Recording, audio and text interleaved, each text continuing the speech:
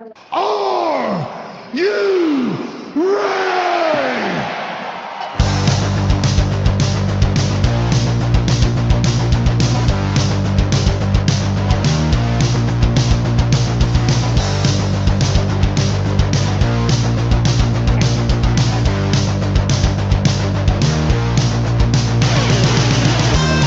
This is the D-Generation cliX podcast.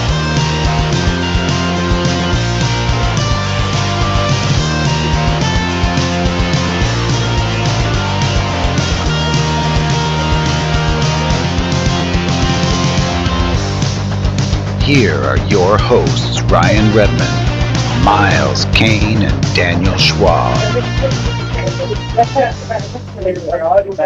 Welcome back to the D-Generation cliX podcast. I'm your host, Ryan, and with me as always are Miles, Dan, and Pete. Pete, how's your day been? My day has been an unmitigated disaster. I'm actually doing this podcast from a rental car after we tried to pick up a car in another state and drive it home, and it immediately crapped out on the highway. But, what are you going to do? Things happen, and we'll get home tonight. So. All right. Dan, what about you? How are you? I'm good. I'm just tired today. All right. And Miles, what's up with you? Pretty good. It's been a busy weekend. I had my birthday on Thursday, so I appreciate everyone that reached out and said happy birthday. And then obviously today's Father's Day. Been talking with a few of the other Oregon guys, mainly with the cliX dads. Working on an event going to be happening, but it's going to be WizKids sponsored out in it's going to be July 27th. It's going to be a 2v2 theme format, Extreme Highlander, where both teams must use the same keyword. And we're going to be having battle royals for side events as well. So if you are interested and you're out of state, please reach out to me ASAP. I have a coast house that I could potentially get anybody, try and save some money for travelers. It's going to be in Independence, Oregon, which is right outside of Salem. So yeah, please, if anyone's interested, please reach out. And then there should be a post coming from cliX Dads, since they're the main ones running it. I'm waiting for that to happen, and then I'll be able to start sharing more of that about the information for the event. All right, nice. And then joining us again is Aaron Morgan. How are you doing? Very good. Brought to you by Walmart today, actually. Yeah, we appreciate you making the time to join us again. It's all good. I like being on. All right, well, we've been talking about our two-day event in July. So it's Saturday, July 20th and Sunday, July 21st. We've had a lot of people registering on the win for both events, but we do have a pre-registration link live now that you can find on our Facebook page. And Saturday, July 20th is the standard 300 modern event with a $30 entry fee. And Sunday is the 2v2 silver theme format event with a $45 entry fee for the team of two. And today, that's the event that we're going to break down. If you haven't played in a 2v2 event before, how it works is each team will assign a player A and a player B, and then during Swiss play, when one team plays another team, player A plays player A, and player B plays player B. If both player A and player B of the same team win their games, then that team wins the matchup. If player A wins from one team and player B from the same team loses their game, it comes down to who had the most points between both the player A game and the player B game. And then when determining top cut, total wins between both players, and then all points scored will be used to determine the top cut. And then in top cut, we're doing what we're calling the hot tag, which if two teams have already played each other, then player A of one team will play player B of the other team. So this is also a WizKids official theme format event. So if you haven't looked into exactly what the theme format is, it's basically your build has to have all of the same printed keyword that includes starting force and sideline. For our event, both you and your teammate need to choose different keywords to use as your theme. And then theme format also only allows for one sideline element per 100 points. So with this being a 400 point event, then you get 4 sideline elements. And then usually all 2v2 and 3v3 constructed team events have an Extreme Highlander rule. Ours is no different. So if you've never heard of that term before, it means between you and your teammates' build sheets, you cannot share any game elements with the exception of standard terrain, which is 1x1 blocking, 1x1 hindering, or 1x1 water. Otherwise, every piece is considered unique when building both builds, and you can't play more than one. That also includes equipment, maps, and all non-standard terrain. After force construction and beginning of the game and all that, you can generate multiples after the beginning of the game, things like leadership generating, bystanders, or other pieces, stuff like that. And then the Exosword, sword bearer trait, things like that get around that as well. And then finally, this is a silver event.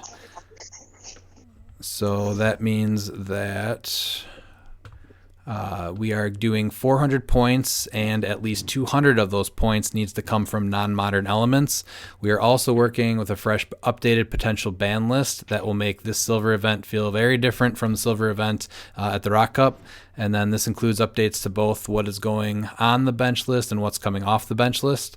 You can find a full list of Silver Age legal maps on the Rock site, which will add links to that on the Win and Facebook event pages if they aren't already there. Speaking of maps, Aaron, do you know if any of the new maps that were released at Rock Cup are going to be added to the list in the near future? The Rock Age maps, yeah, I can get those added today. They should be modern legal soon. All three I of know them? there was that. Yeah. Okay, so we should expect those to be legal for our event then in July, correct? Yes. Alrighty.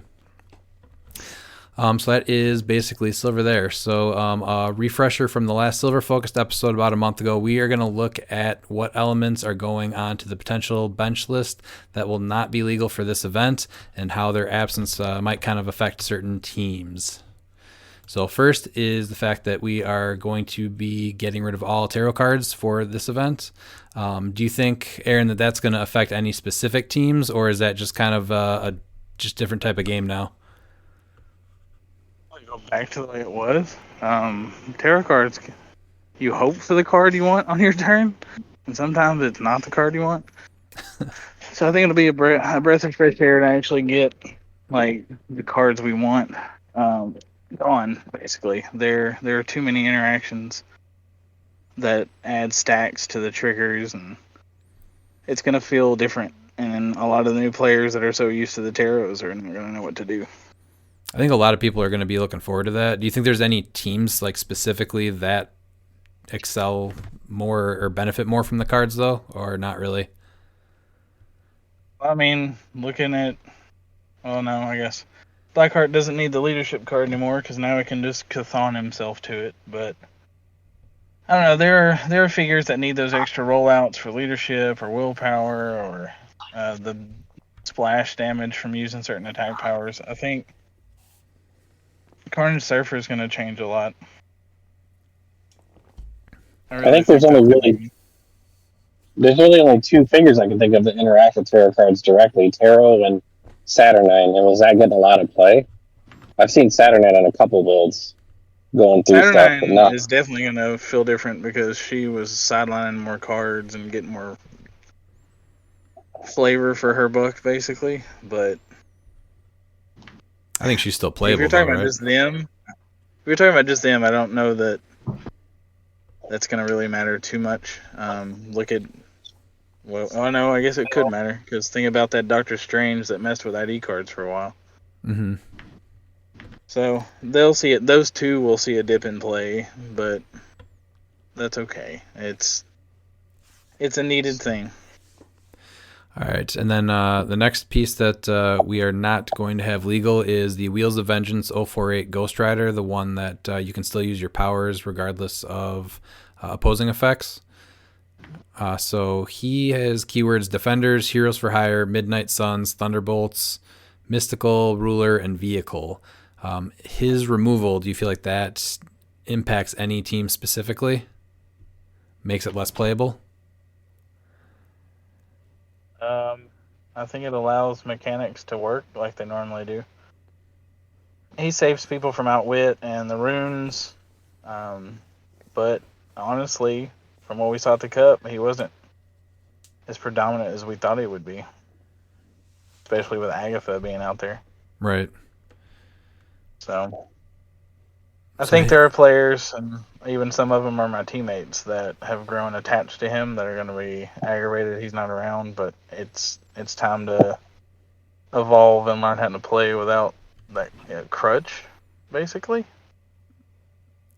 Do you feel like his removal makes any team less playable that he would be on, like a mystical team or defenders or anything like that?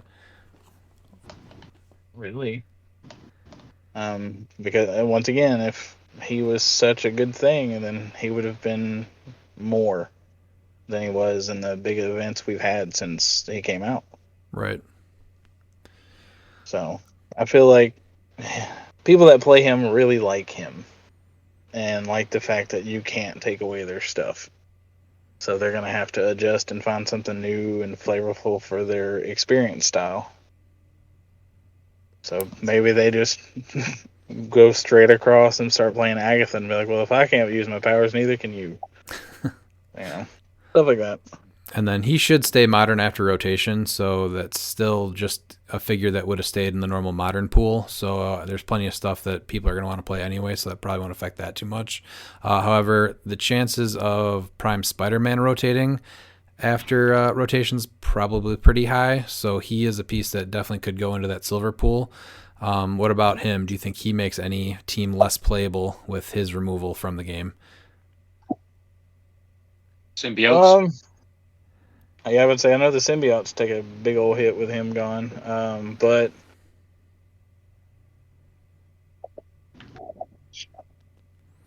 Because he's got Avengers, With- Spider-Man Family, Symbiote, and Scientist. yeah, Avengers swap will be aggravated. He's gone because that's a big thing that's coming back. I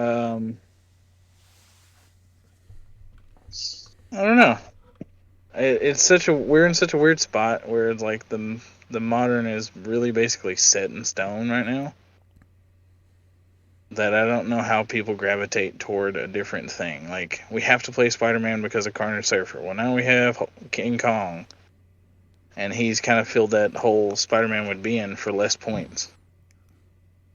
Especially because you can give him the trick arrows and stuff. So it's like, here's something that deals way more damage. And he doesn't take your prime slot. Right. So that lets people play Absorb Him in Prime and some other things that they like in those Prime spots, and it adds flavor. So I think your diehards are the ones that are going to be hurting there, as far as like, oh, it's Prime Spider-Man and Symbiote Spider-Man, so I want to play him. But I think there are enough tools in the toolbox for him to be replaced and not be just like, oh, that sucks that he's gone. How over the place was he when he was at the Rock Cup? How many teams do you think utilized him? Not as. So look here, I'll pull it up now. Let's be that way. I don't remember seeing any of them at the Rock Cup. I know there had to be at least one or two, but I personally didn't see any playing near me. Yeah, I know there were some. Yeah, He got played a lot at like he was on quite a few teams. Even at Adepticon, I think he was still pretty highly played. he's definitely in there. He's the 7th most popular fig in Silver Age right now. So then, do you According to think if he yeah. made silver after rotation, he probably would have been more prominent then? Oh God, yeah. With the Spider-Man family alone, like, he gets added into so many more builds because of that keyword cheat.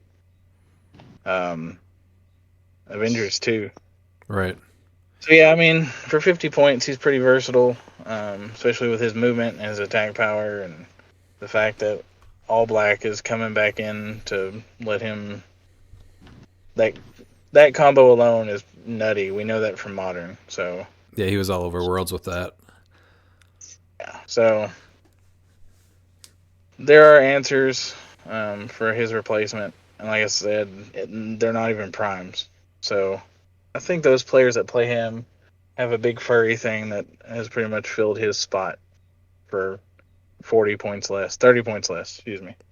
Well, that's in modern though, because Kong is on this list too of silver stuff. He is. Like I said the last time, everything is a potential. It's not locked in.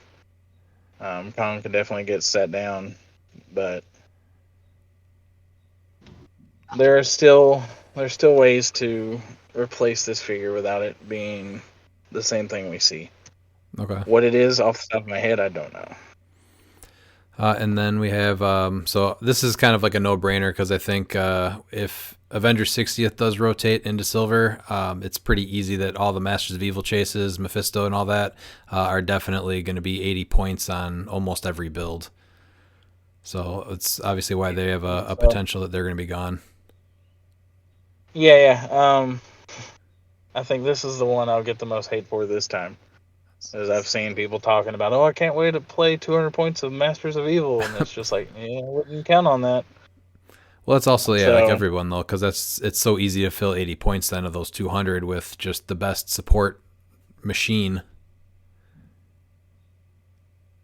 So, and then addressing like the sideline change I want to get done, it's gonna slow them down a lot when they get to Silver Age. I'm definitely gonna be pushing for them to take a seat though. So, okay. And that talk started this last week actually. So, the balls are rolling to get that done at the same time as rotation announcement. You're talking about like the silver rotation, the official changes? Okay. Yeah.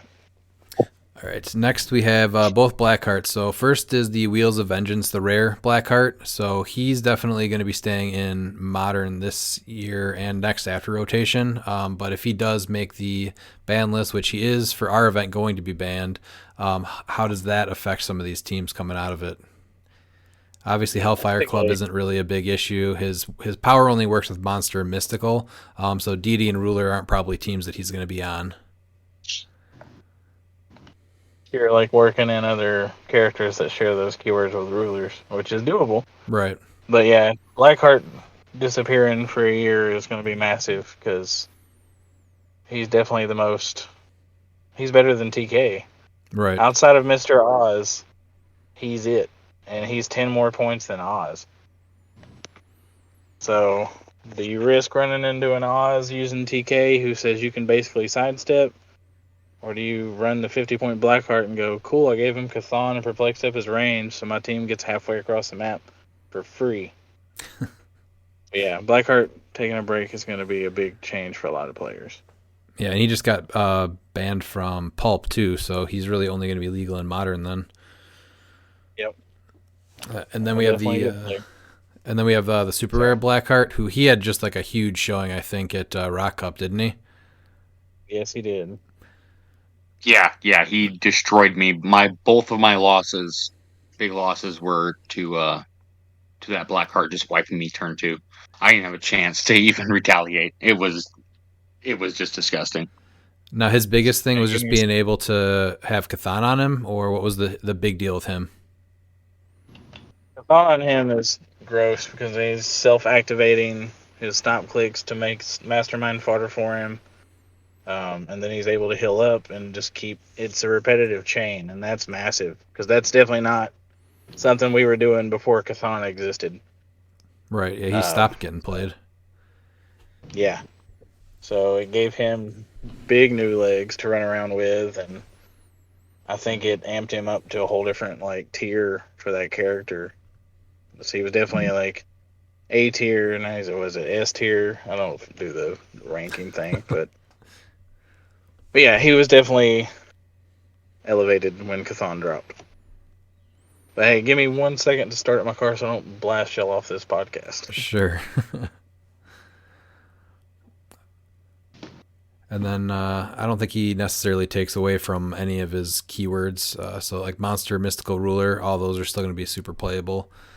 And then we do have one other object, which is not going to be legal. So that's a Sinestro core ring from Batman Team Up. So that's another object that's probably going to be going to silver, which is an easy add on a lot of teams. Usually it's just seen on Porter for 0 points, though, the white shirt. What What are you thinking the effect is with that? Do you think that Porter just starts using the blue ring? I mean, that would make sense, right? You just go instead of the yellow ring to the blue ring on Porter. I mean, you still want the ring, right? It still does a lot, but you're Yeah, losing that cheap you at perplex. least want it for the constructs for sure. Yeah. Do you think that the blue one's probably the best though, giving him power? Or the indigo for support.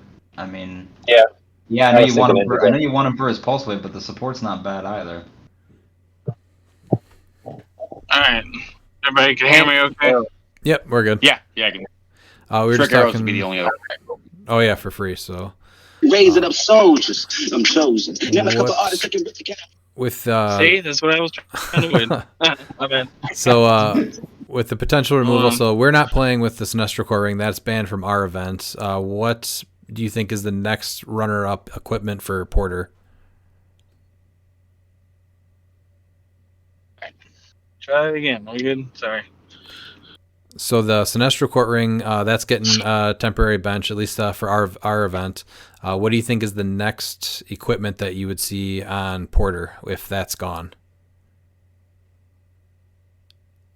So through the talks that we're having already, it's probably support ring, Indigo Tribe. Just because there are a lot of teams that love the fact that he can support. But maybe the ring doesn't go away. Maybe I end up doing something different that still involves the rings. And that's just through talking with judges. But yeah, if Sinestro's gone, no perplex, no access to the easy constructs unless you drop to another ring, I would say Indigo is probably the best bet. For Porter over blue ring or trick arrows or anything like that? Well, again, so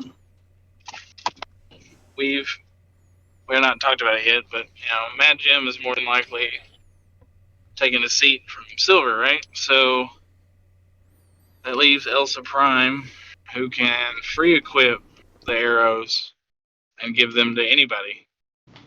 So I'm not necessarily sure that the arrows need to go on Porter ever.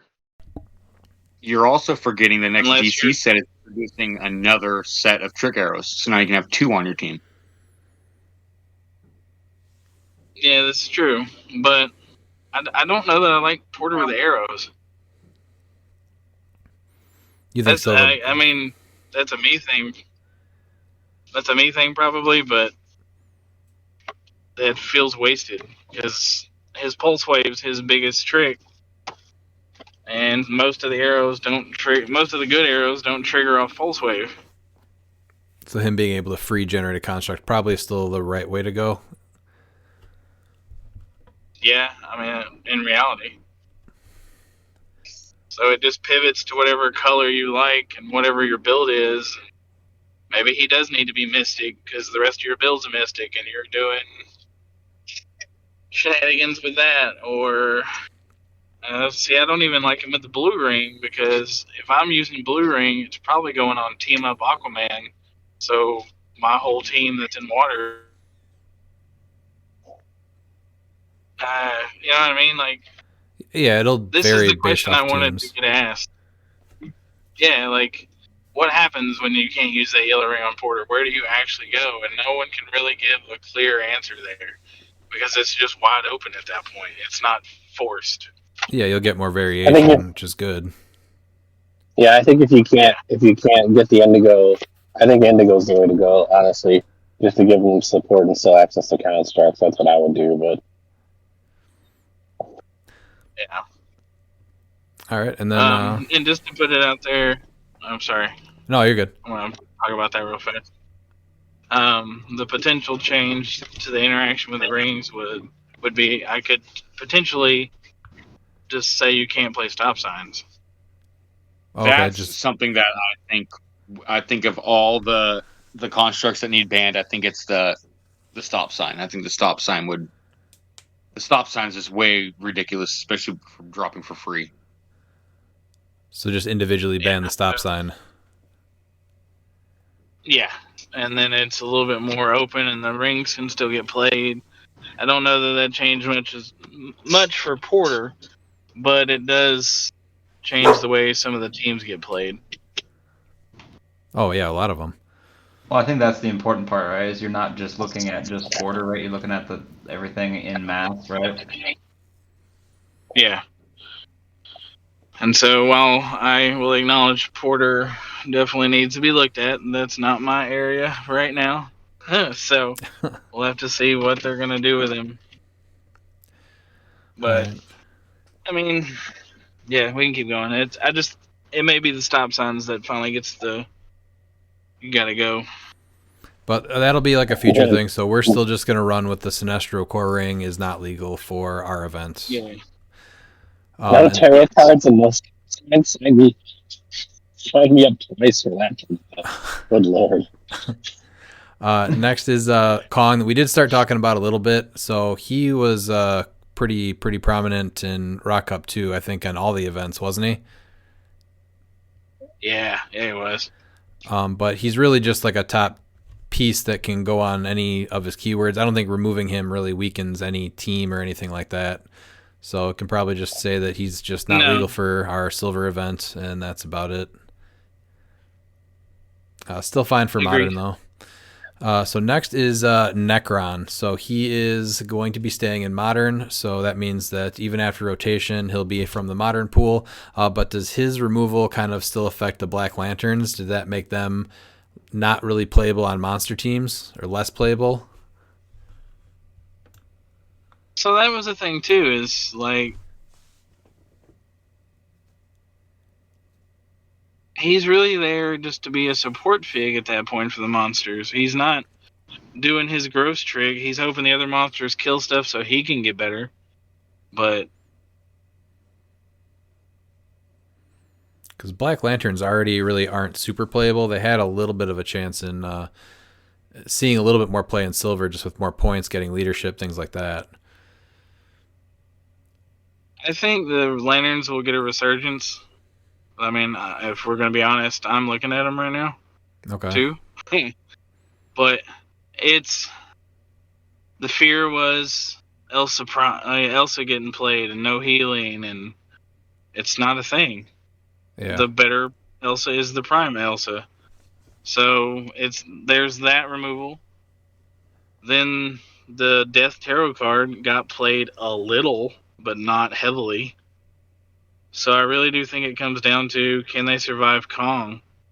Which, he's off the event because of this list. So maybe they do finally come back once they hit that niche.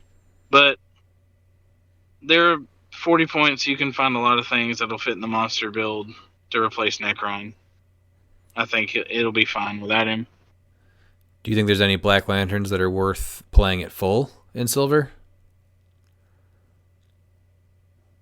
Oh, God. Actually, here, I'll pull up my build, and we'll see together. All right. I actually played a monster team at the Rock Cup that had, I think, at least a little over half was Black Lanterns, and it was a lot of fun.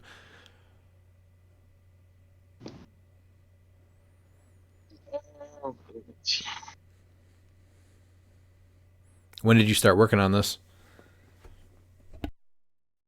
I got in the need to build like in the last week, so I've been throwing all kind of builds together. And I actually own them all, so that was like I want to play them. Yeah, I could see somebody playing something of full. Maybe Superman, since he's going to get a whole lot of support in 400. Because then it is like, oh, I hit you with Superman like a freight train, and then, oh, look, there's a grave marker near you. So they say hi to Batman now. How many points is he again? Because he's expensive, isn't he? He's a hefty boy. He is. Superman at full is 260. Even at low, he's 120. Well, actually, yeah. So But if you're building right, you couldn't play him in silver then, right? Or at full, at least.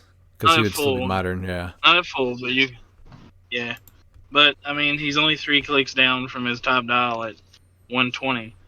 So he's 2 clicks down at the beginning of your turn next to Porter, and then you support the top click, and that's all right. Have fun, Superman. So, yeah, definitely, he's the big beef stick. What And about? on this current build, I own. Yeah, do you Go want to share ahead. your current build? If I add him to the build I have for modern, because it's not a Silver Age build, but if I were to add the extra 100 points, I literally have to just drop the cheapest one.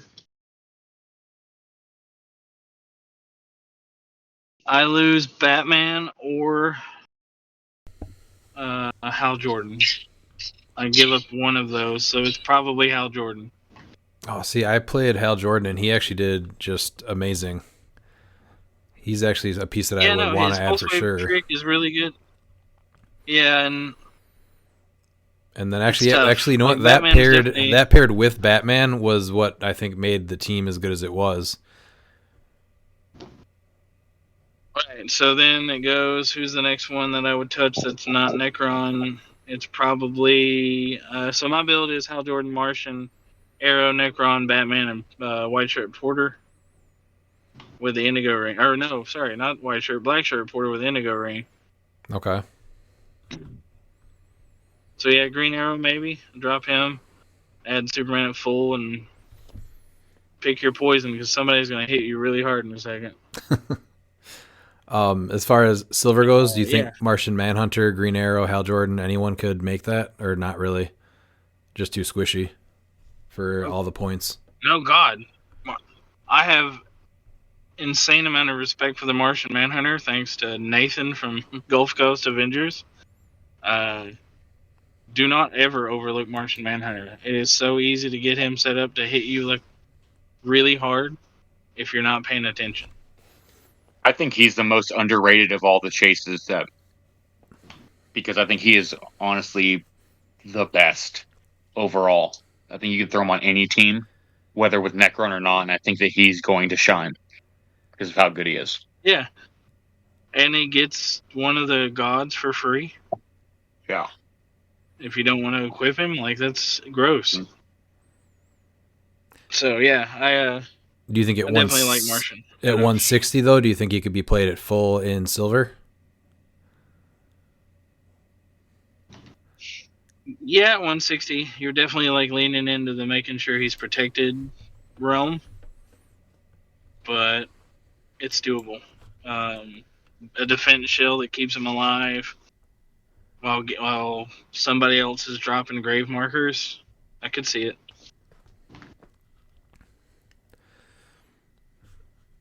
So. All right. And then we have so World's Finest. So he's probably going to rotate at the rotation time also. He's Batman Family, Gotham City, Justice League, Detective. Do you think that any of those keywords get a little bit worse with him getting removed? Does it just kind of take Detective away completely? I don't think it takes it away completely. I know it definitely changes some of the builds that are out there. But I think with detectives, there's enough. I will look, though, just to be sure.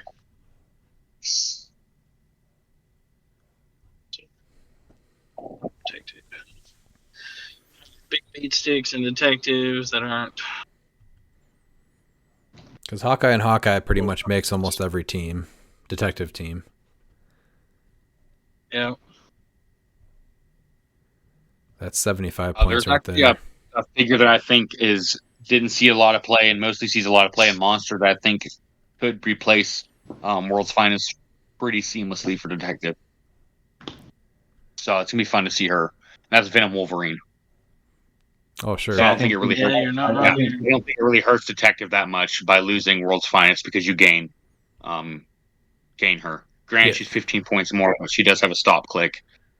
So I mean, they do similar things, so I don't see that as a complete net negative.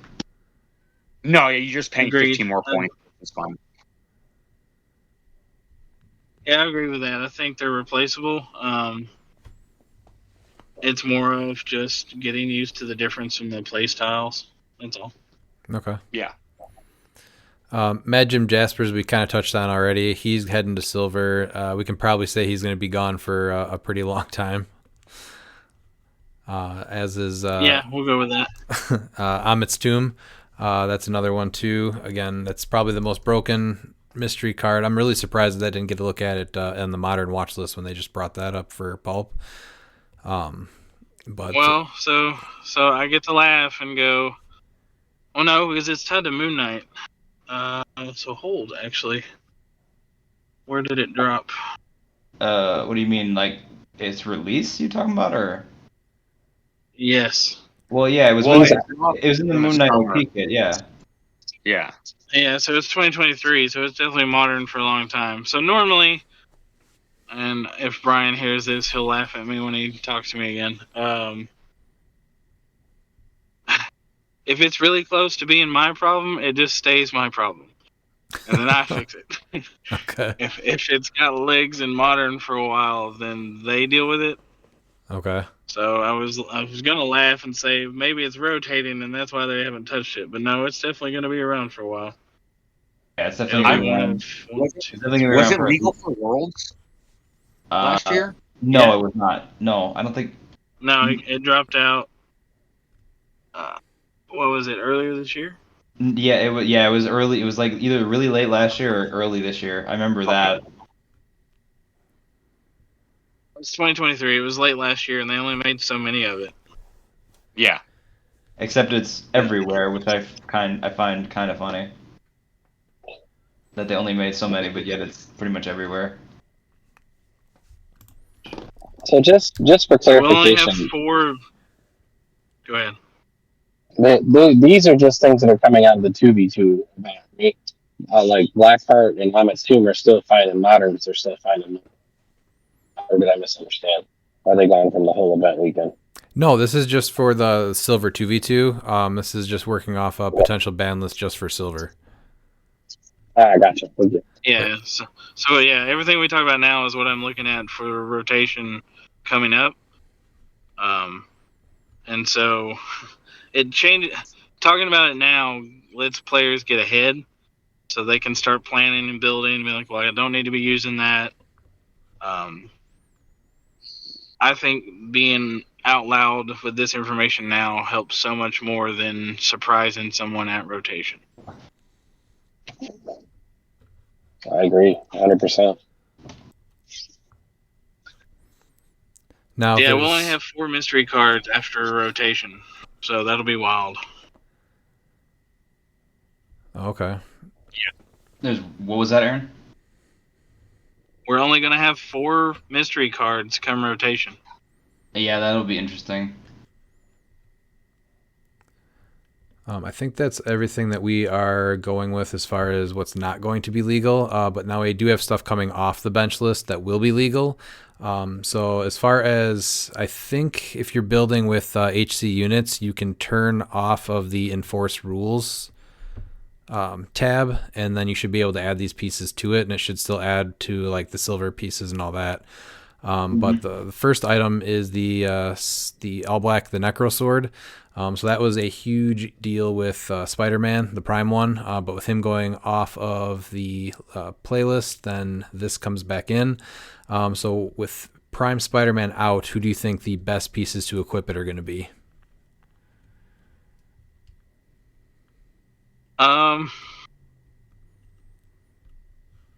I like it with what is that Wolverine with the giant katana claws? Wolverine the giant pool? katana claw. Wolverine pool? Yeah, Wolverine pool. Yeah. Okay. Yes. Well, so in the crazy world we're about to live in with Mern, I can flurry you through walls. Well, he can flurry Does you that through walls say? anyway because he has destroy blocking after he does it. Right. But improve now he target- can flurry you through walls and say you don't get shape change or super senses when he does it. Yeah, Yeah, that's You know, that's big. I don't need to I'm with position and outwit. I go, cool. You position bad. I'm gonna eat you now. Yeah, and he has a charge of 5 with a giant reach 4. So you throw TK, that's 13 square reach. Oh, he's definitely getting places. That's for sure. Yeah. Now, a little bit of a tangent. Would you play him at 75 or 50? I'm looking at him at 75. Okay, so then 90 with But the all black. I think See, in silver, that seems a little more Yeah. doable because you have more room versus like modern. That's a tight fit at 75. Right. Yeah, There's well, enough. and we got to think, man. These point values we're getting in Deadpool are basically where the standard will be going forward, minus what Kong with his insane dial at 50 points. Right. Yeah, it looks A like lot of the 75 most points is the new 50 for sure.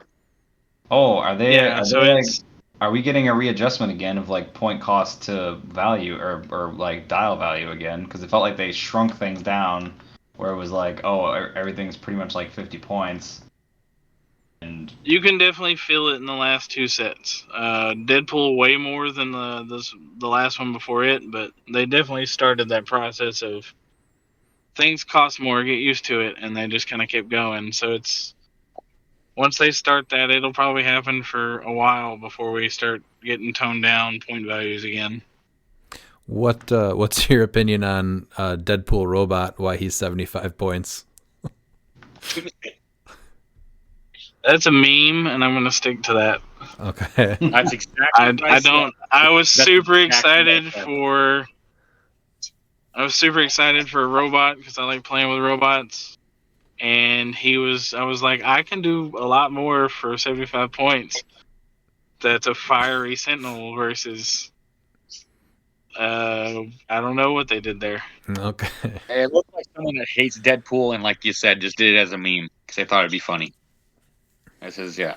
I want to see somebody do a massive Deadpool robot army with like the best Deadpool figure they can find, and just let them run a massive game and just be a part of it. Ooh, that's hard to try and find the best Deadpool figure. He's a figure I don't think has really ever had I mean, top tier piece. when did you start playing though? Because I think a lot of old heads would go Web of Spider-Man Deadpool. It's probably up there. Yeah, that was part of the lull where I wasn't playing because I did start an Infinity Challenge. I took a break after Arkham Asylum, right when Top sold bankrupt cliX the first time. So, Yeah. So I mean, him or some of the old X-Force chases would be fun. I actually like the Legacy Deadpool from was it Rise and Fall? I think he's actually extremely good at 50 points. What set was he And I'm from? surprised Yeah, that- I can see that. He's the Mutant Mayhem. He actually has guns, so it's cool. All right. The next two that are coming off the bench list for our event is the Grand Prize Apocalypse and the Grand Prize Genesis. How do you feel like this is going to affect just the silver scene? A lot. Oh look, we're all X-Men again. So I'm addressing the other side of that as we speak, but I won't go into details on that yet. But I'm personally excited to have Apocalypse and Genesis back, as I'm a huge Apocalypse fan, Nice. and I feel like he is the definitive Apocalypse out of all the ones we've gotten. Is there any chance that we're gonna have him get errated to where it's once per turn for all characters with this trait? That's the only thing I think that needed fixed from those two figures. Besides the keyword cheating notwithstanding. I will try. Errata's are really like hard, him like I after said the last time. Oh, for sure, yeah. I actually like Huh? him after he rotates. I like him more after he rotates because playing him at full with 100 points of support, I think gets really, really interesting because he's extremely good at 300. Now you're having support with him. Oh God, yeah. Like run him and Genesis and whatever the hell else you want, and go cool, run, because here I come. Yeah. Well, it's still like an awesome 80 Oh. points of just them at their low points with soul swords too on the silver end of it. Yeah, exactly. I That's agree. nothing. Like, 300-point versions, me, Miles, and a few other people will definitely end up running, but I think the sweet spot will be his half dial. And all of those points worth of support, it'd just be gross. Once they actually rotate to silver. The 300-point one Yep. is going to be fun to run with support for a tent pole. I agree. But I think he showed last year at Worlds that he was a viable tent pole, even in modern. Right. Yeah. Oh God, yeah. And if we remove the stop signs like we were talking about earlier, then you're not going to stop him from running away if you try to barrier him in. And that's my main just not. my main concern about the stop signs is that it completely neuters the tent pole play style. And I think if you want to get a healthy game state, I think that we need a potential tent pole style that actually works. And there's a few that are coming out here in the Deadpool set that are actually like viable. Yeah, a stop sign is extremely nifty traffic barrel's another one, but I think that's gonna be modern for another 2 years. No, God no, it'll go. No, that's gonna go. That was 2020. Plastic Man. Yeah, that's definitely gonna go. Plastic Man came out, but then they came out what, a year or two after he did? No. They snuck out in. I think they came out in Canada first, didn't they? Yeah. Yeah, 2 years. Okay, so they have like another year. Okay. Yeah, I know that they came out like a year and a half after he did. Because it was what he's already hitting. He still came out, I think, in 2020. Didn't he? I know he did. I'm just saying though, the traffic barrel and everything didn't. I didn't know. Were they retconned to be at the same set as him, even though they are rather newish compared to him? Well, I think all of those old ones just got extra time anyway. They're all hitting 4 years, like Fulcrum Abominus. Yeah, all of those are 2020. All of them. Yeah, Galactus. I forgot Galactus didn't rotate. Yeah, they're gonna. I was gonna say, I'm pretty sure all of that's gonna rotate this year for sure. Yeah, Tire Stack and what was it that rotated? And Barrel. What? Yeah, Barrel and Tire Stack rotated. I'm like, oh, those are gonna be sorely missed. I don't think anyone's ever played those. That ruined 3 of my teams. I do have. Oh, thanks for pointing out objects. I have to look at something else too. I gotta talk to them about. Next is the Colossal Dark Phoenix. So that one is probably going to make a splash again, I would assume. Yep, Mama's home. Yeah, and she can be given equipment so she can get the apocalypse rollout. Oh boy. Welcome back. Do you think Cosmic's kind of been dead for a year or two? Do you think she kind of just pumps flesh or fresh blood into that? She Are we really calling it has been run with it. Yeah. Well, Cosmic really hasn't been flesh into it. Yeah, she hasn't really been or Cosmic itself hasn't really been playable in like a year or two. So her bringing back or her coming back into silver, I think is enough to just push it forward again. No, I know. I don't know if I call it flesh or fresh blood with her. I don't know. It just doesn't seem like accurate because she's been out for literally ever. Well, no. Specifically silver.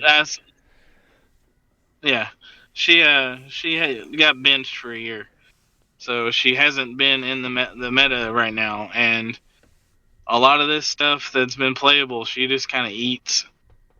Yeah, and so I definitely think she'll see a massive uptick once she's free. It's like the comics. She died, and now she's back, and she's gonna wreak havoc. She's ready. So, because she's technically she's technically been gone for like 2 years, right? Because I think she rotated a year before silver even became a thing. Yes. She's been out of modern, I think, for at least 2 years. Yeah, she wasn't at Worlds last year, or the year before that. Right, she's been gone for a bit. Even I don't think there was a Worlds. snap Thanos and a Dark Phoenix in the background if you try to tag Thanos. Please, let's go. So similar to her bringing Cosmic back, do you think Maggot coming back is enough to bring Animals back to a top tier team? Maggot doesn't even need to be on Animals, honestly. But yeah, Maggot's going to make a big splash again with all his free action shenanigans. What do you think is the best really equipment for wish- Maggot? Um, 'Cause I think he started seeing play with the blue ring, didn't he? I would honestly say the Wonder Woman bracelets, so you can't take away his super senses. Don't they have to have If the there's, like- printed team Have ability? the Wonder Woman printed team ability to get protected. He would just get 4 through 6. Yeah, Wait, yeah, but it makes him harder. I don't know. There are ways to make that happen, I think, but I don't know. There's plenty in Silver to just be like, and he's more annoying. So give him shape change, give him all this extra stuff. I do like him with the blue ring, though, Maggot. especially rating his maggots. Yeah, I mean, it's a lot more damage. I get it. It's Did you see any animal teams I don't know. at See, Rock that's Cup? not like I thought I would. Especially with Kong out, I thought Animals would try. Yeah, and Animals That's right with that luckily with Kong being benched for here, I think it's going to change Animals a little bit. I think once it becomes official, if Kong doesn't make the bench list, Animals will be extremely good. But then again, you have the answer that is Mern for all Animals, so it's all going to depend on maps. If we get maps banned or not, I think for the splash that Animals will make. Yeah. The next heavy hitter is Sicarian Iron Man. So does he make pretty much every keyword he has viable except for Stark Industries? I can see him making Stark Industries viable now too. We got the Hall of Armors, him, some other stuff, Happy Hogan. Oh, okay. I don't think I would ever count out Stark Industries. I just don't think it's existed in the current form it is now. I just figured everything Think about when good Stark would was probably have playable. armor. Here, I'll pull up Stark. Because that War Machine works what with about Stark I feel Industries, like- right? Yep. The Hulk Buster Yeah. that just came out, that one has You talking about the Wakanda Hulkbuster? yeah. Yeah, he'll get there. It's not on HC units, but if it's on there, because that's another piece that I think is really huge in Silver, too, is especially because that's going to be legal for your event, is he limits everyone to 1 free action. That's extremely useful. You're talking about the Limiting new everyone to 1 free action. Hulkbuster? Yeah, the new one, yeah. And I Right. think he has Stark Industries. Stark Industries, I mean, you have him, you have, Iron Hammer. I don't know if Silver's going to be hard trying to find 200 points of Silver for Stark Industries. Right. I guess you have Mary No, Jane it's not. Watson. I can do it in 1 figure and play back up with that. Legacy Avengers Prime definitely becomes Silver Age. Oh yeah, once he becomes Silver Age, oh yeah, that's true. That's yeah. Let's go Temple. But Iron Hammer is the other one. Yeah. After rotation, So, you're yeah, talking no, about? Dark Industries definitely. Yeah, like there's definitely stuff coming in to Silver Age that pairs well with Stark Industries stuff going forward. And I think they're gonna have enough in their arsenal to be like, yeah, you didn't look at us enough. Explode. But if Sicarian starts picking up some steam, I like that we have a new counter to him, which I think would be awesome to see her more play, and that's Titania. Titania just neuters him. Oh, yeah. He shuts him down right away. Oh yeah, no. You know? You get stat bumps and nothing. Yeah. So like if you're talking someone's gonna play him, Kong, and Scott Porter, all right, that's 125 points that you just can't really use effectively. Right. So the more Sakari and Iron Man sees play, I think the more you're going to be seeing Titania. Yeah, she could be an easy counter. Yep. Yeah, For so I don't- 25 he's nowhere points near- more, and she. Yeah, he's nowhere near the problem that he Yeah. was. Then we have Agreed. Sky But yeah, no. Tyrant. Oh, Go do you have ahead. something else to add about Iron Man? Oh, yeah. No, you're good. Okay. I was talking about Titania. But yeah, Bird Boy's back, and he's gonna do Bird Boy things. That's who you give the all black to. Now that Prime Spider-Man's on the bench list for this event. Yeah, that's exactly what I was waiting to say too. That's the guy that gets the all black. So with 65 points. APOC and Genesis coming off, though, do you think it's better to give him the all black or give him a rollout with a sword? I think you give him all black. He's going to be your harasser piece. You're going to be getting some of those tokens on. So I think it's better to make him that much more of a threat than to give him an extra rollout, because you don't want to play defensive with him. You want to just have him go there and just go to town. Agreed, because most things that are going to cripple him are going to be able to shoot him and not care about his defense bump. So yeah. And then the Secret Six keyword snuck into a top cut for a few events when Wonder Woman 80 was legal. But the 300 Modern, you really didn't have a lot of options, so it's pretty much just one version of the build. Do you think Secret Six then would probably have a chance in silver? The Bird's back, yeah. I know everybody's still salty. Well, no, I don't. There are people who are salty about Scarab, and then there are normal people. But I've been waiting to hear like Secret Six will make a splash. I think Secret Six is with the next figure. I think Secret Six, no matter what you're doing, you can play 2 Sky Tyrants and get a few of these next figures, and I think it's worth the points to get the Secret Six. Yeah. Bonus. That's fair. You're talking about playing Monster, though, and just have as many Secret Six on there as you can? No, I'm saying on any team, the next figure you're about to mention, you just throw on any team. So 4 of them. Oh, you're talking about Thug. Yeah. Who surprisingly looks like the mid 2010s Steven Seagal. So it's perfect. So what? Going back to Secret Six, though, what do you feel like makes the best Secret Six team? If you could add some of the modern pieces. Oh God. Let's pull them up so I'm not talking incorrect. There's really not too many new ones anymore. I thought there was a Harley Quinn. So you've got Notorious Deadshot, who's a Secret Six guy, which that's pretty gross. Especially because of how he can like shoot through most of the map.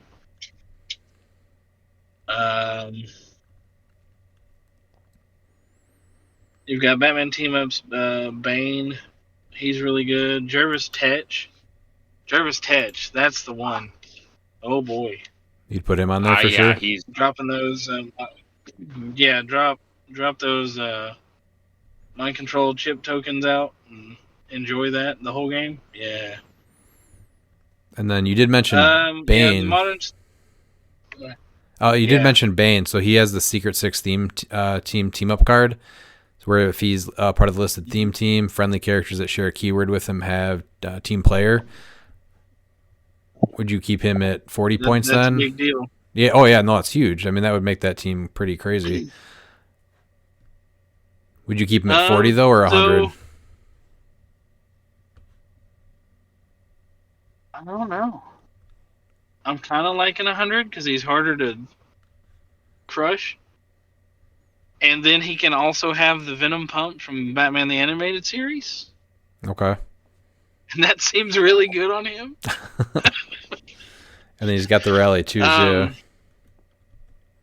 Yep. Let's just get all those stat bumps and go eat somebody. All right, moving on. So my play style, I would rock Bane at 100 and give him 300 points of support. And that's super doable with the point values for the Wonder Woman and the other ones. So, 100 point team up. Let's go. Okay. Because then if you have, 6 or more, then you can outwit. Yep. People anything protected that outwit, right? Yeah. Or the people can't use protected outwit or safeguard outwit. Yeah. Okay. Yeah, so that's Kamish, that's Scott Porter, that's a couple of thugs and Bane, and you've still got like 220 points to build with. Right. Yeah. There's lots of options And there. I'm guaranteed. Yeah, guaranteed to make sure you don't have The protected outwit. non-prime Giganta is actually extremely good with since she can now use an object. So even giving her the what's it called? What you make a close attack. You can give her the flurry one. There's a few objects to give her flurry. So that could be really good. Listen, I'm still sad they crippled the prime, but it's okay. Oh yeah, That was one that was worth an errata to make her still work. yeah. I still think that she needs a push for because like she is taking your prime slot, so that should be allowed with her because like that's the whole entire point of her. Yeah. Yeah. But yeah, no, Secret 6 definitely can be playable. Because it's definitely gone in modern. But yeah, I'd like to see that in silver. Yeah, Miles did mention Thug. So what do you think that affects bringing him back? A lot of things. I'm gonna be honest, I don't know that Thug actually sticks his landing of coming off the list, but we're gonna let y'all try and see what madness happens. Is it more just like masterminding to him or what? I don't see what's wrong with him. He wasn't around when I was playing. We just explained it. Yeah, well, so we just have explained it. It's Commissioner, it's Scott Porter that has all the keywords. That's 50 points. That's 2, and then you need 4 more thugs. You have 60 points of your build. No, sorry, 50. 110. Shit. It's 110. 110 points of a 400-point build. 50 plus, it's 90 points of a 400-point build, and no, they can't no longer use that. Yeah. Right, and you've already met your requirement. So there you go. Okay. That was the whole reason they got taken out in the first place. Was I didn't want to deal with that at all. Okay. Yeah, that'll be interesting to see if anyone builds with them then. Well, I guess for our event, though, the silver thing, it's Highlander and you're only getting 1, so it's probably not going to be a great showing on how broken they can be. Right, but maybe someone finds out a different combo to hit that 6 for cheap. Oh, sure. And you only need the 1 to make it happen, right? I mean, if somebody brings like a Secret 6 team, though, I want to see as many possible different teams as possible. So I'm really hoping that people do build unique stuff. And then we are super excited for Venom Magneto to come off the bench. So he is the last one on our list here.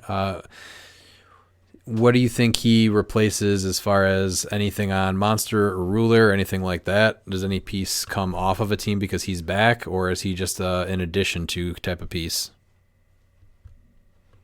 So I'm going to be really honest. He's back, and I don't think it matters. Well, no. For your event, it's going to matter because Blackheart's gone. Yeah. But until Blackheart's officially gone, Blackheart gets played over Magneto. I think so too. I think placing 2 characters is a lot bigger than being able to TK it because you can place larger figures. But really, there shouldn't be any crossover between the two if everything ends up going live, right? Because Blackheart would leave and then Venom Magneto would go or come off. So right, but they're. From now until the list is real, like officially set in stone, we're going to have a couple more events like you're doing for me, where we're going to try some stuff. With them addressing him and Pulp, I definitely feel like Blackheart is going to get set on the bench list for me. So I'm not really worried there. But right now, Blackheart, if we looked at them and like if they were both legal at the same time, Blackheart wins. Sure. He's free placement for 2 characters, and he's Pulse Wave, And Venom Magneto's whole trick is if I get within 4 of somebody else, nobody can shoot me. That doesn't really matter anymore because Kong, right? Kong just walks over and goes, Magneto's dead. And we move on. Yeah, he does die like super easy. That's usually the piece I go after first whenever I would see him, and he'd give up 35 points pretty quick. But the changes to TK where it's only 4 squares now, and him having, I think it's an 8 range, isn't it? I mean, he's still super strong for a similar reason with what he can do with the TK, free TK. Isn't it 8 squares or no? But yeah, he's got an 8 range. So Yeah. I mean, being able to double he's got an 8 TK range, but remember Oz. So he really only has 4 squares of TK total. Sure. And that's big. So now you get regular TK. So is he really going to make an impact? Because I'm surprised Oz isn't more played in silver. Just to be like, no, sit down. Oh, he's great, yeah. You don't get to come over here. I think that TK in general is kind of taking a back seat. Maybe because of Blackheart. Indeed. Right. Blackheart made it unnecessary. I don't have to waste an action when I can just pre-move 2 characters. Right? Mm-hmm. So, in that world, it's like, oh, look, Venom Magneto's back and Blackheart's gone. Cool, I played Oz, so you get 1 real use of TK. Was it worth it? Because I don't think it was. And there's only 5 points difference there. And the other side of Oz is I can place Death of Superman on my sideline for when you kill Oz. Right. So it's like, I'll take Oz. Venom Magneto is going to come back for the diehard monster and symbiote players, and that's fine. But looking at what's available in the Silver Realm, you're playing him because you like him. Right. You're not playing him because he can do what he used to do, because he can't. Now, you did mention the sideline too, and I don't think I mentioned this earlier, but we are running the sideline rules where only half of your sideline can be, Modern Age? Yep. So then if it's 400 points for items, then you can have 2 Modern and 2 Silver items on your sideline. So that wraps up all the pieces that are changing up what's legal and what's not legal. Pete, do you have your questions that you wanted to ask? Otherwise, you did give them to me, so I can ask them for you as well, since you're driving. No, I got them. I got them all right here. Aaron, this is really where I'm going to need you to help me out a lot, because I'm excited about this event, but I'm completely 100% overwhelmed by this event to where I haven't even really started looking or building on anything because I just don't even know where to start sometimes. So my first question is as follows: what are some of the most important things that a mostly modern player needs to know when playing in Sim? All right, so this one is going to be the most anti-meta answer you've ever heard. When you're going from Modern to Silver, I would never tell you that you should be focused solely on what is the normal in Modern, because Silver is such a different format that if you're going into Silver and you've never done it before, I'm going to tell you to find your favorite figure in Silver Age, and then let's construct something that's your playstyle around that. Because what you may be used to doing in Modern might not be doable in Silver, just because of this shift. I think that's what makes Silver the most fun, is going back and playing those pieces. Yeah, and like I like highlighting that. So it's like, for me, it's Starro, and I think Miles is aware of my like jank ass Starro build I've got coming. But everyone that knows me, like, I'm known for playing Starro. Why aren't you playing Starro in Silver? You're playing robots. Well, because I don't like where Starro is.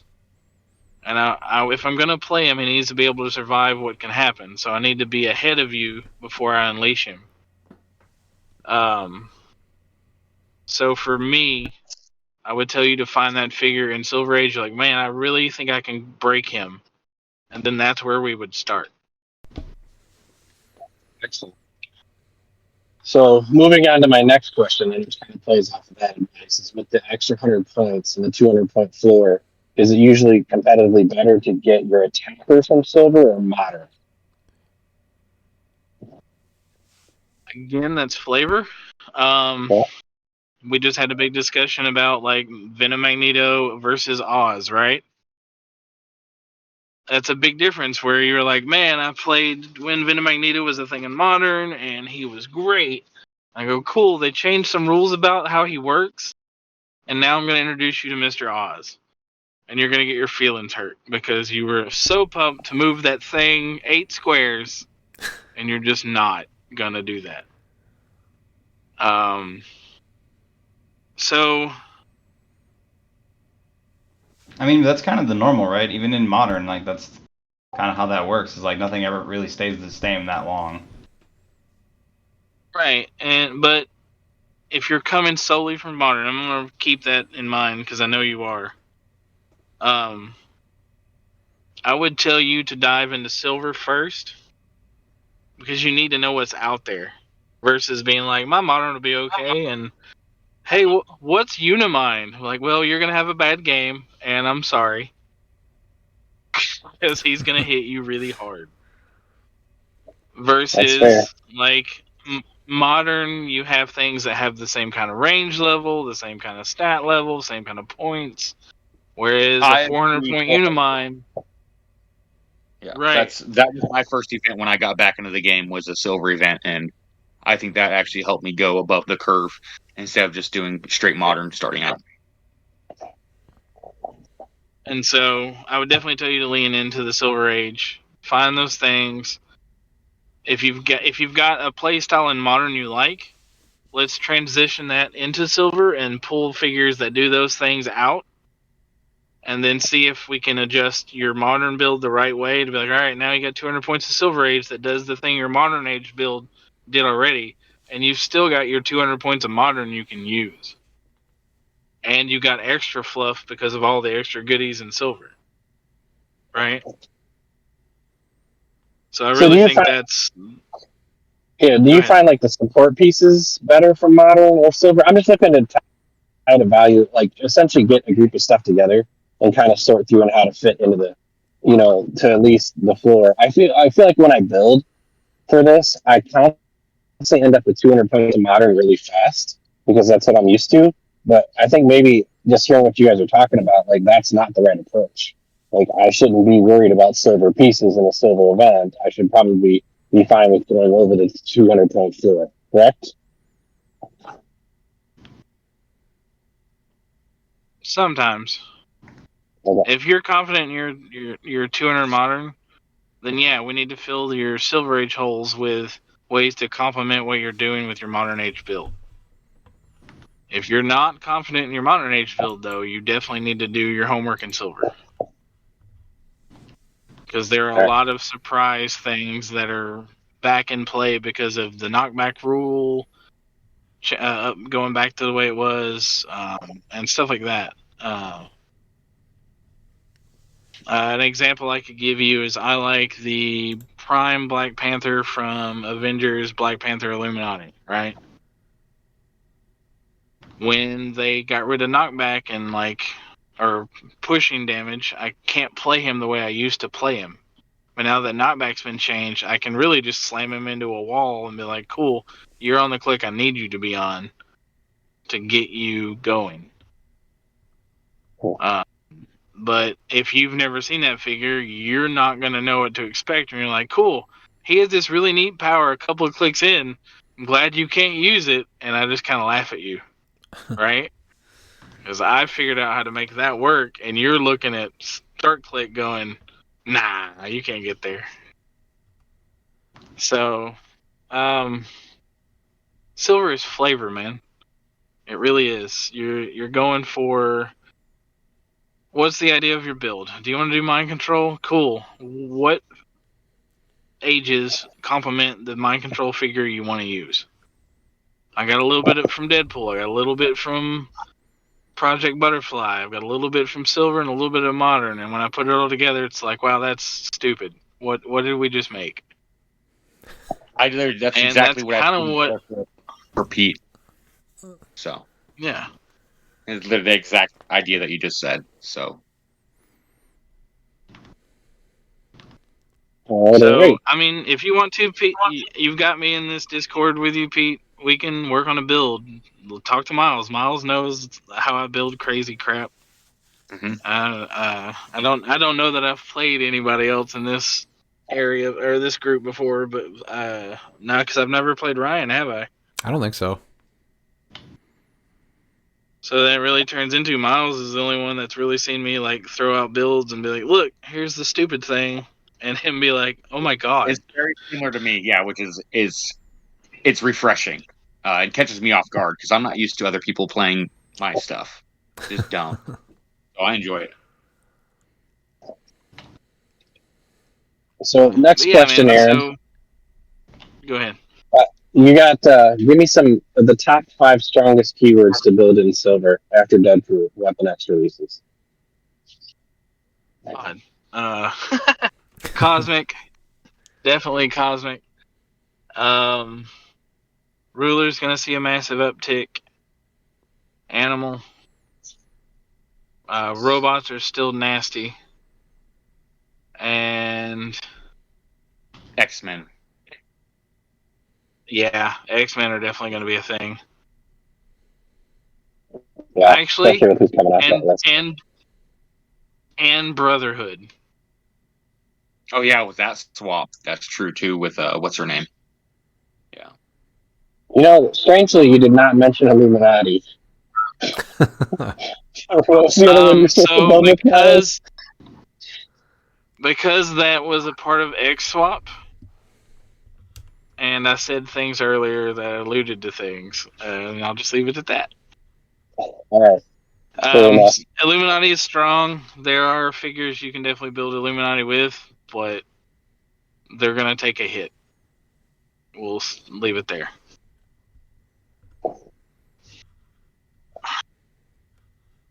So, can I get some recommendations on maps? What 3 maps most likely make your build cheap?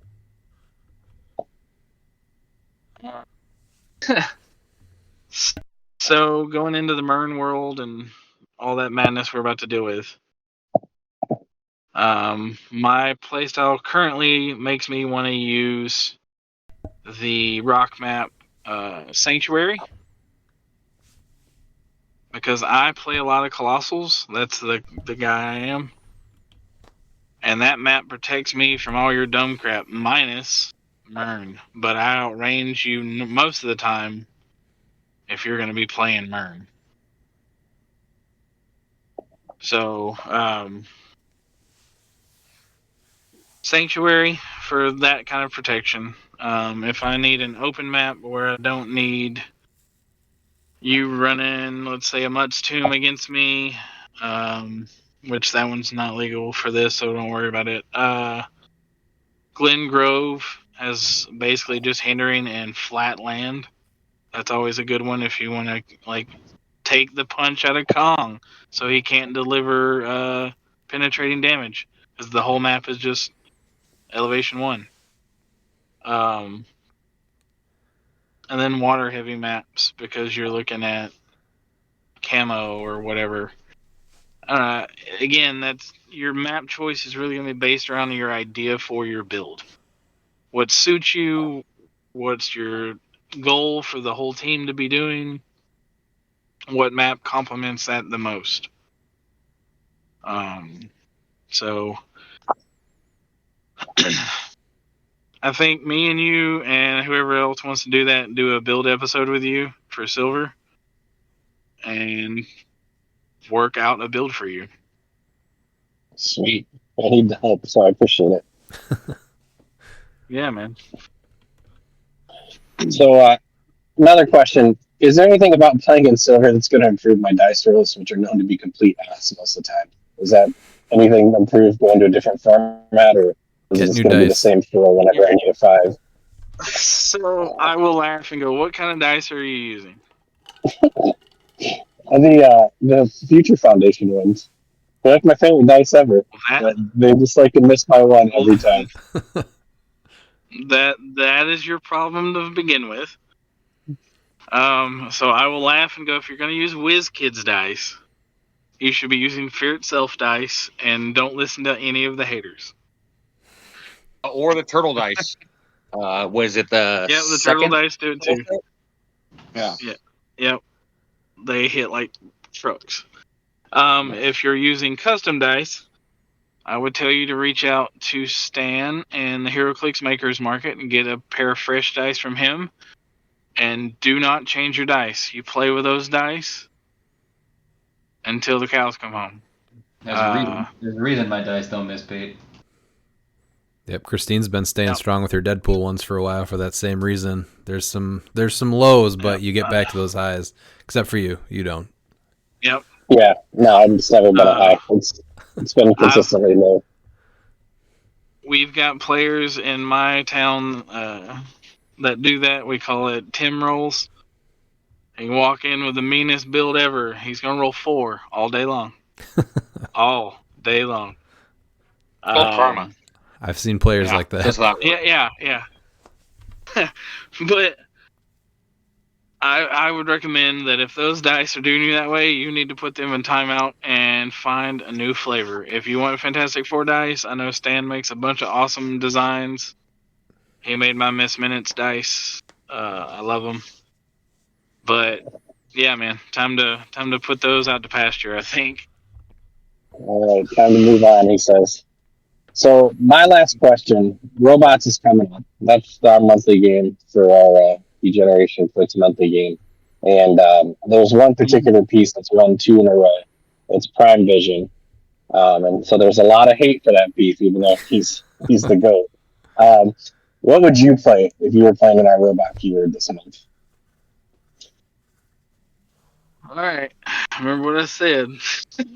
I like big guys. All right, here we go. So I am a robot player. I've played them for a long time. The closest player that was running robots to me, style like I was Lucas. So it's gonna seem like a very Lucas build, but I promise this is me. Because you'll notice. Yours is also Highlander, I think. Yeah. Been a minute since I looked at it. All right, so we go to my boy Bastion at 100 points. I'm going to do all the mind control to my fellow robots because I'm going to hit you a lot before you get to hit me. Phoenix Sentinel, Cyclops Sentinel, 1 Tri-Sentinel, Scott Porter with the Sinestro Ring. I've got... It didn't say I couldn't play another Porter. So it's themed, so it has to be printed robot. Okay, so I can easily adjust that 50 points. So we'll come back to that. Actually, no. I dropped those both and make Master Mold 75 points. Okay. There's that. Nimrod the Greater, Latverian Engineer, the Pym Pocket Tank, and the Scott Crampton Pog for that nice 4-point enhancement. Does he have the robot keyword? And is the Pocket Tank robot? Oh no. Boo. Boo this man, apparently. I think Pocket Tank you could still play, right? Don't break theme. No. Pocket Tank. Yeah, he just has armor. That's fine. Let's readjust on the fly. That's why we're here anyway. Robots. What is Pocket Tank considered? It's a bystander. A bystander, okay. So, yeah, that's why I was doing him and Crampton, because they're both bystanders. They don't break theme. But theme format, it's not played enough. Obviously, neither is it played in my town. Let's see. Make some adjustments. Where's Mr. Old?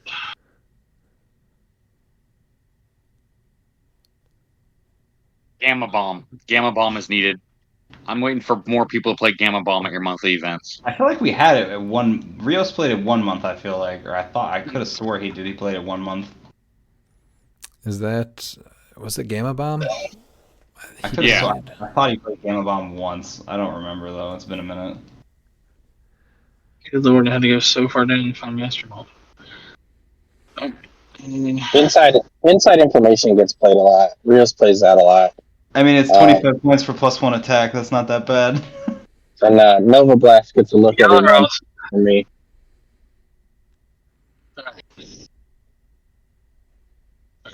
Actually.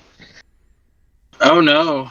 Yeah, y'all killed my whole Bastion build, actually. I can't even use Librarian Engineer. Oh, he's not robot either? Boo. Oh, because he's a bystander. Nope, he's a big... Yep, he's the biggest point of the Bastion tech, too. Alright, so... Hold on. Take him off, too. Sounds like we're gonna use. We are just killing Aaron's build today. It's like... No, It it's just fine. sounds like Y'all also play with the... No, you're good. This is fun. I don't mind it. And then everything with an old, like the oldest style card is half off.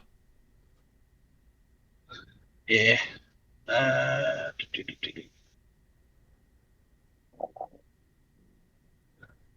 I just do that to y'all? All right then.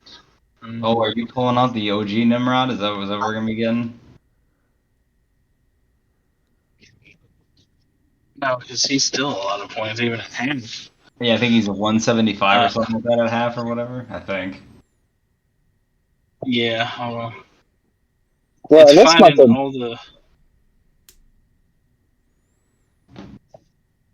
finding all the old figures. Alright, so Bastion, Phoenix Sentinel, Master Mold, Cyclops Sentinel, Tri Sentinel. It puts me at 330. I got 70 points left. Oh no, it's 300 points for Or wait, are you talking the silver build or because for ours it's 300 points? Are you building a 400 point just team? changed it altogether. I am, because I didn't see that part. It's fine. I'll stop messing with my build on Unison. 200 point modern, 300 point. Then yeah, I just straight up run Master Mold at 200 points. And Nimrod Prime at low dial. And Phoenix Sentinel. And you're going to have a rough day. Oh, Nimrod Prime. I don't think was he available last year when the Robots was up? Yeah, he would have been. Yeah, because he's X of Swords. He would have been.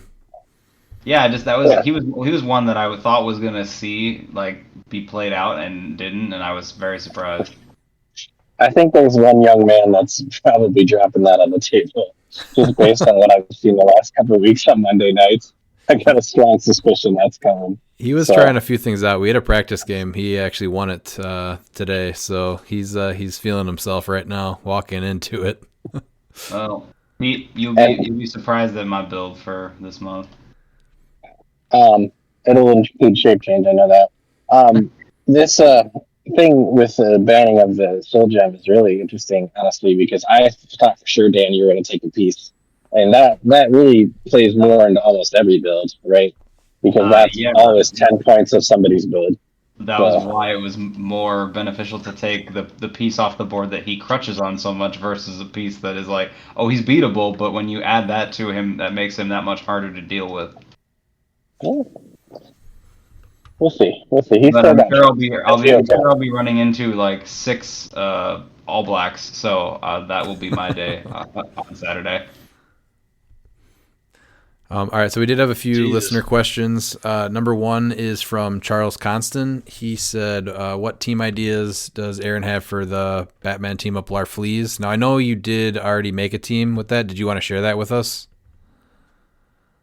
Yeah, let me get to it real fast. Larfleeze. Team's name is mine. I actually didn't tap it all out either.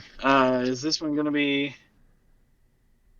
Is this modern or actually silver? We're going to lean into silver for this one? Well, he just asked if you have a team ideas for him, so I don't know if it's silver or modern. What did you make? Well, all right. Well, yeah, you're the guest. What did you make? I made silver. Yeah, I made silver. I still have actually 100 points for this guy too. Let's see. Cosmic theme. See, there it is, cosmic. Let's go with. So when he does rotate and become silver, do you think he has a really good chance of being on a team in silver? Surprised a few people haven't tried him, honestly. Well, he would count towards modern right now, though. So when he actually like rotates and he counts towards your silver, do you think that that has a better chance of actually seeing play now? Yeah, I mean, it should. He's definitely overlooked. The fact that he can steal your stuff and use it all at the same time. Right. You just need to set up that first couple of hits to be like, and I took it all. So, last 100 point, cosmic.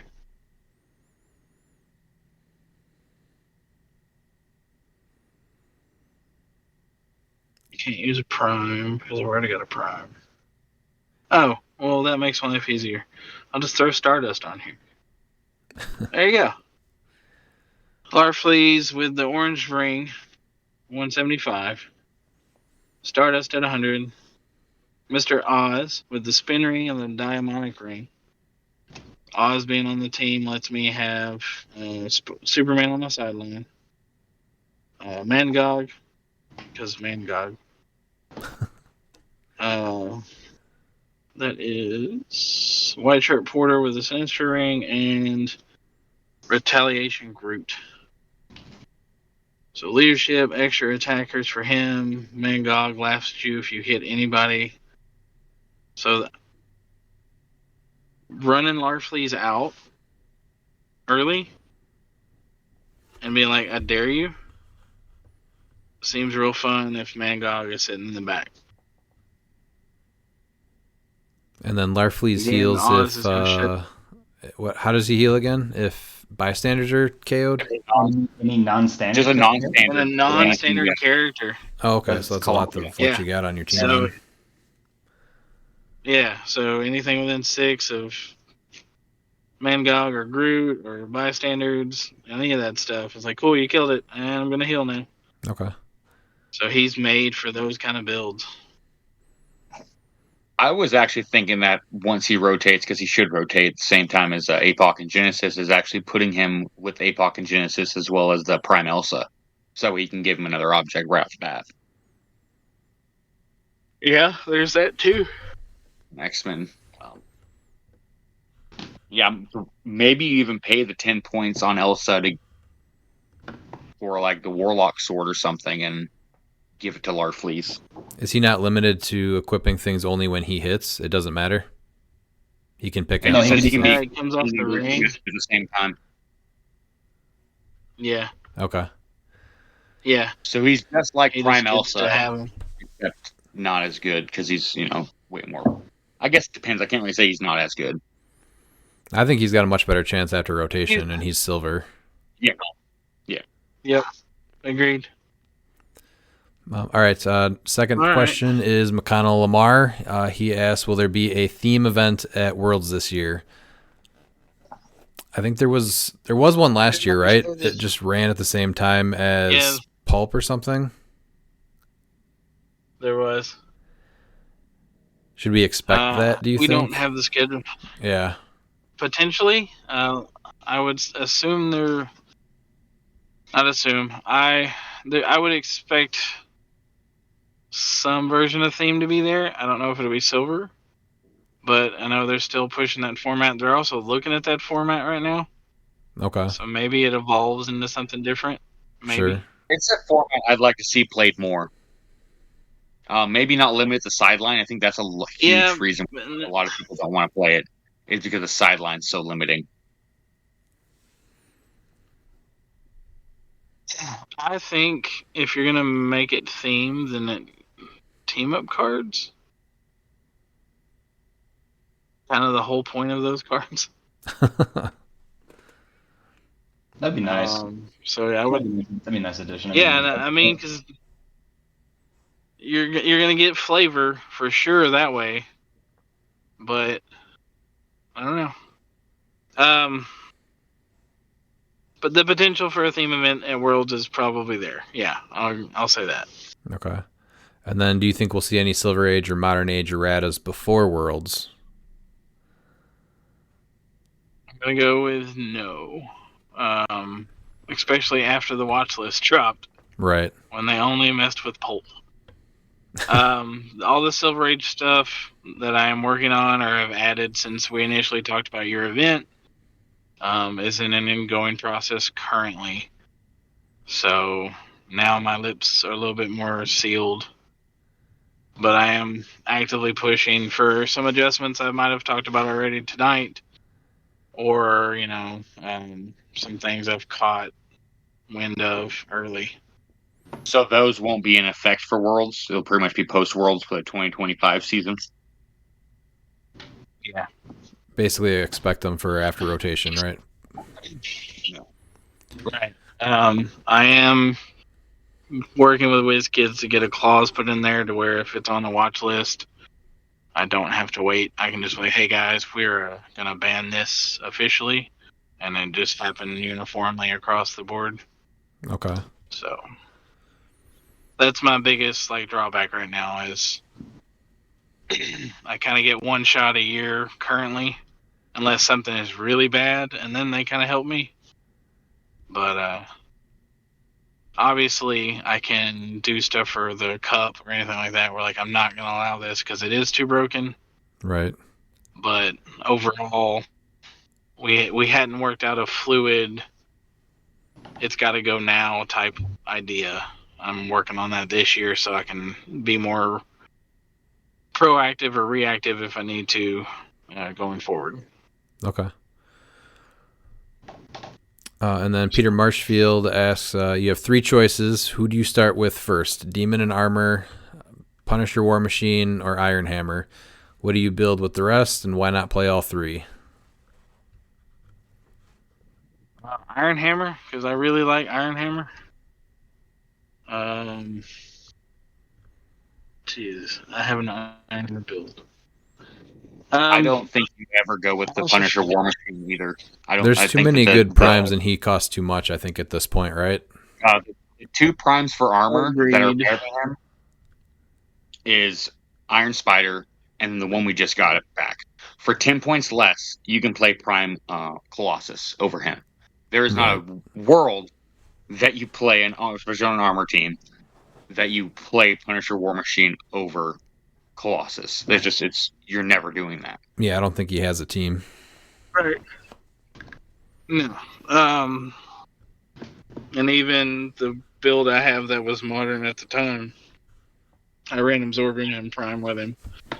So you're looking at Iron Hammer and going, God, I have to hit him, and he's going to hit me back while Absorbing Man is getting in place.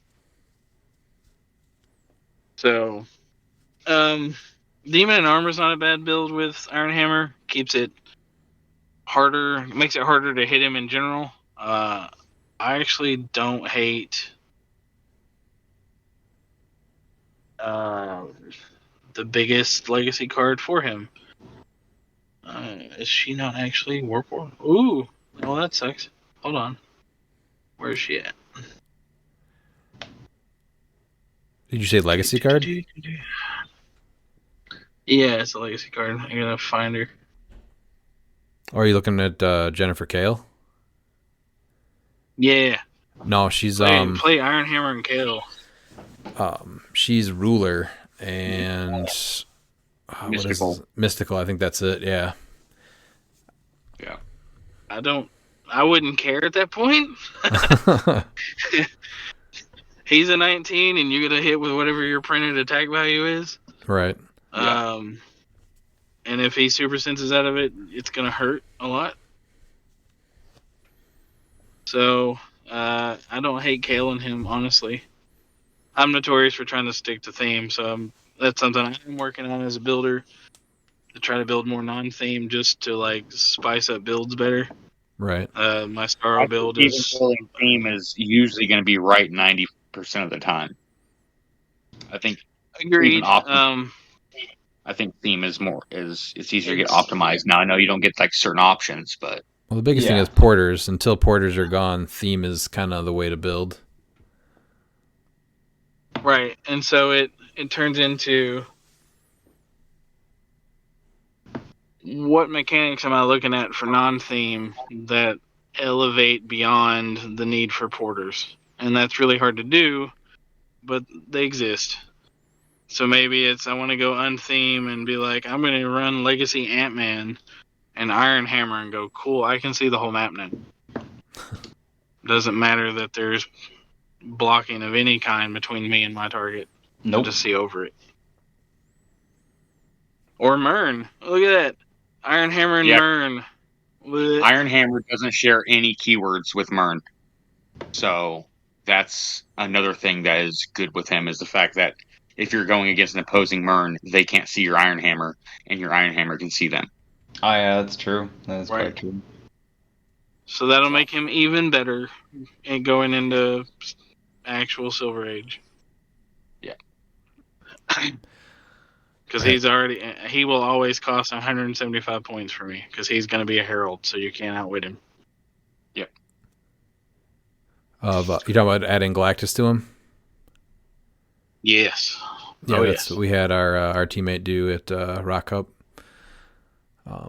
All right, so I did tell Wesley Robertson that we would plug the Midwest Regional CLX Championship at the beginning of July. So it's at the National Guard Armory in Indianapolis, Indiana, and runs July 5th, 6th, and 7th. Friday the 5th is a 2v2 super sealed event. Saturday the 6th and Sunday the 7th is a 300 modern, and then he's got battle royales going the whole weekend. If you're looking for more info, message Keith Barnett. He's put a message in there too on our questions, so figured I would get that out there. Is there anything else that you guys wanted to talk about with the silver? Pete, do you suck any less at silver now? He's muted. I feel like I feel like I still think we lost him. Yeah. I mean, it was interesting that, like, all the nuance and stuff with silver, I think, was kind of cool, because I'm in this similar boat. Like, I'm very, like, unfamiliar with, so, like, I understand it to an extent, but building it's a whole different story. So right. It was nice. When I go and build a silver, little bit of it's nuance. always I figure out what figure I want to build with, and it's usually I start with a figure from silver to work with, which I think could potentially help other people out, because if you're going through silver, you're like, okay, I want to build around Goblin King. And so you figure out what keywords you want to use and, like, what point value you want to use. But I think if you figure out what your main figure that you want to build around with in silver is, I think it makes your building a little bit easier. So that way you tunnel vision in, so you're not overwhelmed by the amount of sets. Because I know that's a lot of people are overwhelmed by that. Yeah. And I think if you tunnel it in and simplify it for yourself, I think silver becomes that much funner and that much easier to build with. Well, like Pete said, modern fills up really quick. So if there is a piece that you really do want to build with in silver, it's pretty easy to fill the modern side of that up. So just, look at the silver stuff first. Yeah, I feel a lot better after having Aaron back on the podcast. Aaron, thanks for your time. I appreciate it. It'll be slightly less embarrassing when I put my team on the table. So, but Yeah, man. I Like I make said, no I'm promises. down to do a. Oh, you're good. Like I said, we can get together and talk in this Discord or whatever, and we're gonna build for you, man. That's half the fun of doing silver for me. Is look, here's these things that you didn't know existed. Now you're more excited about the format, and you're more willing to play in it versus, like, silver's 80 sets. I don't want to do it. And that is my mindset of, you have to find the thing you like first. Because if you, like Miles just said, if you look at silver as a whole, it's daunting. But if you, like, focus on that one thing, like Iron Hammer, all right, let's make him a monster and let's just laugh. Like, all right, here's this really gross Silver Age build with Iron Hammer. What are you going to do about it? I think most people's biggest complaint really is just it is overwhelming, right? Yeah. Yeah. And I just think that's why I wanted to let people know that there's an easier way to make it less overwhelming. Mm-hmm. That and the time of the rounds, which I'm also working on addressing too. Whoa, that would be pretty neat. Ooh. Yeah. Nothing wild, but I'm looking at something, so we'll see what they say. Well, I mean, even I don't know. I was can't get into it, but even like 5 or 10 minutes would be cool. We just got to not have an hour between rounds. Listen, we did really good for a while, and then the system crashed that one round, and I was like, "Damn it!" Yeah, it was going really smooth, and then once that did crash, that was But with it being so muggy and humid and just like disastrously hot, I thought it was a perfect timing. So that way, you're able to get an extra little break in for water and everything. Yeah, for sure. But next year will be colder and just as much fun. Like, that's a testament to the format again. I'll say that every time. If the format was bad, there's no way people would have showed up in that heat and continued to play. Right. Charity or not, you'd be like, charity's over. Okay, cool. Have a good time. Like, I'm out. Yeah, I'm people out about stayed. it. People stayed. Yeah. Yeah. So, all right, boys. Well, it's 11:30 for me. I'm gonna get inside and put this milk up that I went and got forever ago. All right, man. Thanks for joining us. We'll catch you next time. Thanks. All right, brother. See ya. See ya. All right. Finally, this Saturday is our monthly Invitational Championship match. This month is Robot. For the first time ever, Dan is walking in as the champion and has used his champion's advantage to ban the Soul Gem for everyone but himself. And Pete has won the Robot game for the last 2 years with Prime Vision, but also utilizing the Soul Gem both years, I believe. Right, Pete? I think he is. He might still be gone, but I believe the Soul Gem was on it both times. Yeah, I'm pretty sure it was. So Dan looks to defend his title against the field, and Pete is trying to win his third consecutive Robot game. The special rules for this month are: when a friendly character gets KO'd by an opposing effect, generate a scrap metal object in their square. Characters occupying, adjacent, or holding this object have free, destroy this object and spin the wheel. Place an upgrade token that represents the result on this character's card. The character gains that effect until this token is removed. And the options are to modify +1 to any one of the 5 combat values, and then one option is being all 5 combat values. And then when a character takes damage, you remove the most recently placed upgrade token. All 4 maps that we're playing on are just combined data mine maps. And then later this week, we're going to do our usual poll, and then the winners for this poll this month will have a chance at winning a LE Master Mold or a Prime Vision. And then we'll be streaming this game all day as well. It's going to be this Saturday on the 22nd, so check us out this weekend. Any final thoughts, guys? Silver seems a lot less daunting after all of that. Like, that was just a good, solid, like, extra nuanced everything for Silver, and I actually really like that, because Silver is something I've like been looking at as far as trying to build into, just to like, you want to play as many formats as you can in this game. Like, that's what this game is for. Like, and Silver like is daunting, but I mean they're doing a lot to it. I mean, Aaron's obviously keeping up with it, and I don't know, it just seems fun. So that was something I was like, oh yeah, cool. And you haven't had a chance to really play any Silver, right? Because New Berlin was always modern, and even with what we play, it's a little bit more open because we have some Golden Age elements too. And there's not like a rule where you have to play 200 points or half of that is old stuff. Yeah, no. The best I have with Silver is like when I do online stuff. That's it. Okay. Yeah, I can't recommend it enough. Building with it is just amazing. There's another figure with the change of sidelines that I'm surprised no one's yet tried with the point denial of that trash can Spider-Man. That's another figure I think could be really good, because you can just do so much point denial. You kill him, he turns into Peter Parker. Peter Parker gets KO'd. Instead, you bring in another Spider-Man. Yeah, there's just so many things that are just extremely fun with Silver that I think that we barely like tap the surface of it, just because of some of the overpowered. And that one specifically, too, he was made when Spider-Man TA was still just wildcard, right? So he would have a 4 for 6 senses now. Yeah, so now, yeah, he would. Yep. So I guess I was okay with the way that worked the old way, where you couldn't then swap back, but because I didn't like that. But I guess in Silver that's not as bad. In like 300 Modern that'd be annoying, but I guess It just with how open silver is, I think that it allows a different play style, and it's not even really that great.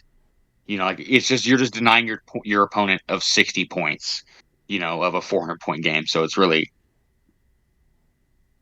Oh it yeah, could be no, like no. I was just speaking in general. Like I remember when yeah when that came out and people were debating it and being like, "I think you can do this and it's very abusable," and I was like, it didn't used to work that way." But yeah I like I don't think with how much you have at 400 points, I don't think trying to do some 60 point denial is that bad. yeah. It's just fun. All right, Miles, anything else you want to add? No, I think we pretty much all covered it. Yeah. All right. Well, thanks for joining us on this episode for Silver and just kind of trying to get people up to date with what we're doing for the 2v2 event. So hope to see anyone that's able to make it there. I'll catch you guys next time. And if you're not down with that, we got 2 words for ya! Click it.